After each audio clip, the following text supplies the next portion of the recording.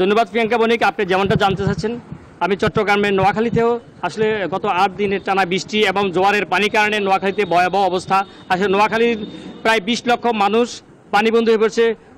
একজন গৃহবধূ থেকে শুরু করি প্রত্যেকটি গ্রামগঞ্জের মানুষ আসলে গৃহবধূ অফিস আদালত সরকারি সকল কিছু পানিতে আজকে নিমজ্জিত।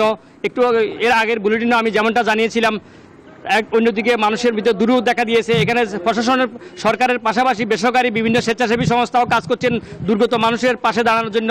তো আমি এখন একজন দুর্গত মানুষের পাশে কাজ করে ওরা খাদ্য সামগ্রী বিতরণ করে আসছে এমন একটি স্বেচ্ছাসেবী সংগঠনের সাথে কথা বলবো। যে আপনারা তো স্বেচ্ছাসেবী সংগঠন হিসেবে সরকারের পাশাপাশি বিভিন্ন মানুষকে ত্রাণ সহায়তা করছেন এবং শিক্ষার্থীরা বিভিন্ন মানুষকে সহায়তা করছেন। জি, আপনারা কি করছেন যে সহজে মানুষ হয়েছে যে আমরা বন্যায় আক্রান্ত কিছু মানুষের পাশাপাশি দাঁড়াচ্ছি, কাজ করে যাচ্ছি। তারপরে বেসরকারি প্রতিষ্ঠানগুলোর পাশাপাশি কিছু বেসরকারি প্রতিষ্ঠানগুলোতে আমরা খাদ্য বিতরণ করতেছি, এগুলো নিয়ে কাজ করে যাচ্ছি চট্টগ্রাম একটা স্বেচ্ছাসেবক দলবদ্ধভাবে। ধন্যবাদ।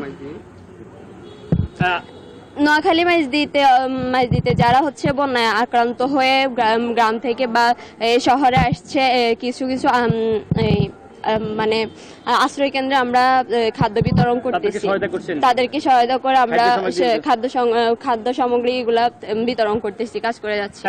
আপনি শুনতে পাচ্ছেন যে এখানে নোয়াখালীতে জেলা প্রশাসনের পাশাপাশি এখানে বেশ কিছু স্বেচ্ছাসেবী সংগঠন তারা কাজ করতেছে।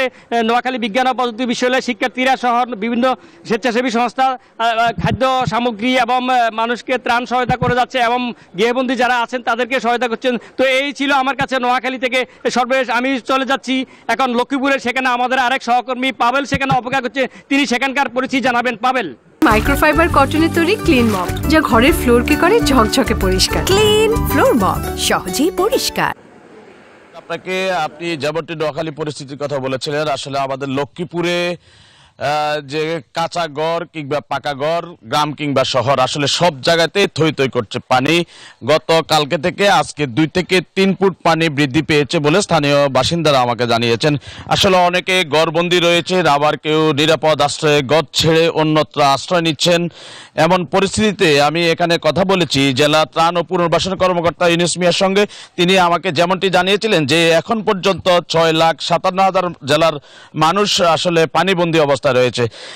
এসব মানুষের জন্য 185টি আশ্রয় কেন্দ্র প্রস্তুত রাখা হয়েছে।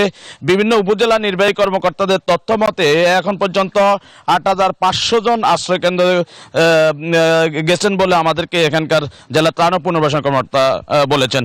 তো স্বেচ্ছাসেবী বিভিন্ন রাজনৈতিক সংগঠনের নেতৃবৃন্দ আসলে ত্রাণ সামগ্রী নিয়ে যারা আটকা পড়েছেন অথবা খাবার সংকটে রয়েছেন তাদেরকে সাহায্য সহায়তা নিয়ে তাদের বাড়ি বাড়ি গিচ্ছেন এবং ত্রাণ সামগ্রী দিচ্ছেন।